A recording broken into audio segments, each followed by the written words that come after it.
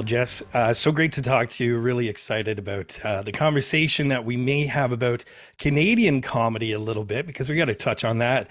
You grew up in Winnipeg, correct? I did. And I how did. long have you been spending time in Toronto, kind of on and off, I guess, in between LA? I've been in Toronto for like 15 years, feeling more and more like my home for sure. Gotcha. Yeah. Well, growing up then, and maybe even in kind of your formative years as an actor, who have been some of kind of the Canadian icons of comedy that you've gravitated towards? Jim Carrey, definitely. Um, Catherine O'Hara, Eugene Levy. You know what's so funny? I was on a plane last night and I watched two Christopher Guest movies back to back. I was like going through everything. I'm like, and I'm like, no, it's always I'm always coming back to the OGs. Like Catherine O'Hara is just like she's a queen. I would love to work with her one day. Right. Yeah, I can't agree more. That would be Mhm. amazing. I saw a really interesting Instagram post of a very Uh-huh. young Jess where you were wearing this kind of split costume, kind of half boy, Yeah. half girl. And it was interesting because somebody had commented, I guess that you've always quote unquote been like that. And Hmm. that stuck with me because it's really interesting thinking about the Cheers or Frasier universe Hmm. and the fact that the female characters in these sitcoms have always held their own. They've always been as strong, as stubborn, as smart as their male counterparts. And it's something that they did great, 30, 40 years ago. Did you kind of recognize that opportunity when you got the role of Eve?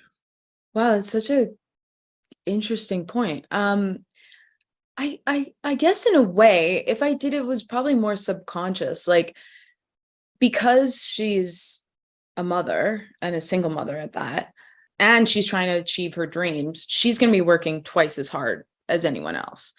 And in a way, to be able to be knowing, obviously, from personal experience, in order to be an actress, regardless of even being a mother, even that alone requires a kind of tenacity that is something that's kind of hard to cultivate. And you have to be really, really, at least I had to be really diligent in always understanding that I just got to keep going. I just got to keep going. I just got to keep going. So in a way, it does develop, I guess, a backbone. And in a way, Eve absolutely has to have a backbone.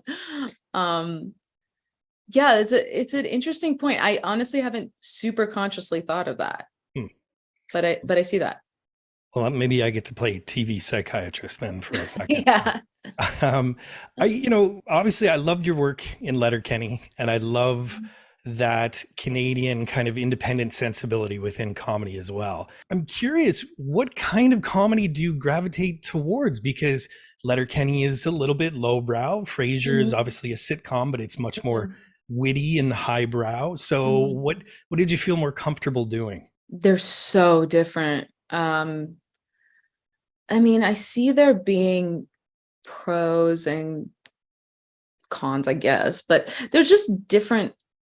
I don't know, it's so hard to compare. They really are different beasts, mostly in how it's filmed, because obviously in a sitcom we're working with an audience, and the immediate feedback you're getting is we're using it in our performance, right? It's helping shape our characters in a way. And so when you do something like Letterkenny, which is single cam, which very much just relies on the writing. It doesn't just rely on the writing, but the writing is so precise and so good that you kind of can just open your mouth and say it, and it does so much of the work for you. It's such a different animal. It's Yeah. such a different animal. I love both of them. I love doing both of them. I will say on Letterkenny, I found it a lot harder not to break, because I would break all the time on Letterkenny.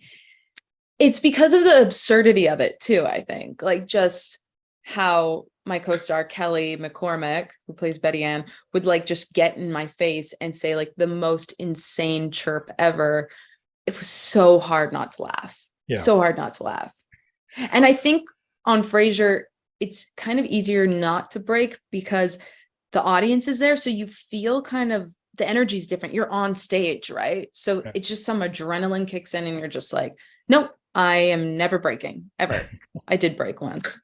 Oh, good. Okay. So Well, I'd be remiss if I didn't mention the fact that one of the greatest chirps I think that came from your character, Marianne, was about the fact that a certain part of the body looked like the back of Kelsey Grammer's head circa 1994.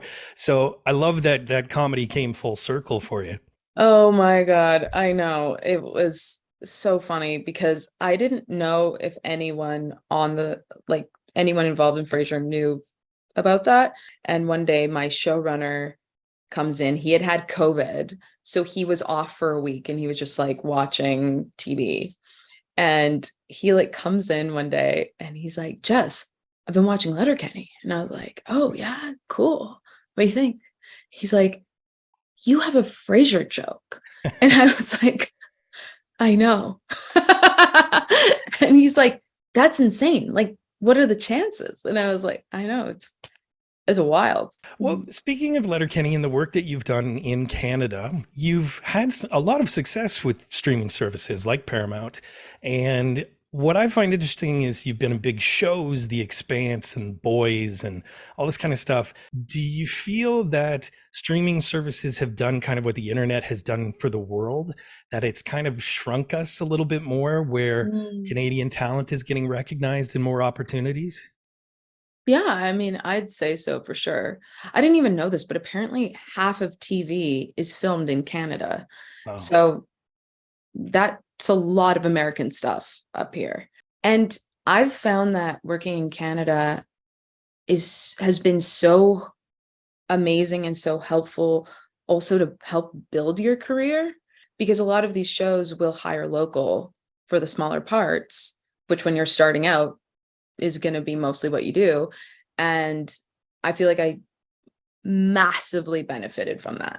And also I found that I was never typecast here either. I've really been able to oscillate between comedy and drama, and no one's telling me I can't do one or the other. So yeah, I feel like it was kind of like a golden era of filming TV in Canada, and I was really in the middle of it. So I Yeah. was really I'm so grateful for that. Yeah, you've been a major part of it. Well, Mhm. thank you so much, Jess, for your time, and Well, fingers thank crossed for you. season 2. Thanks, Mike. Thank you so much. Hey Real students, thanks for watching. If you want to subscribe to Real School, click that round Real School logo right beside me. Also click that damn notification bell so you're aware of all of Real School's new content. You can follow me on Twitter, and of course, if you get anything out of Real School, you can always give a little back. Just click the link in the description below or the button down there, and you can become part of my Patreon team.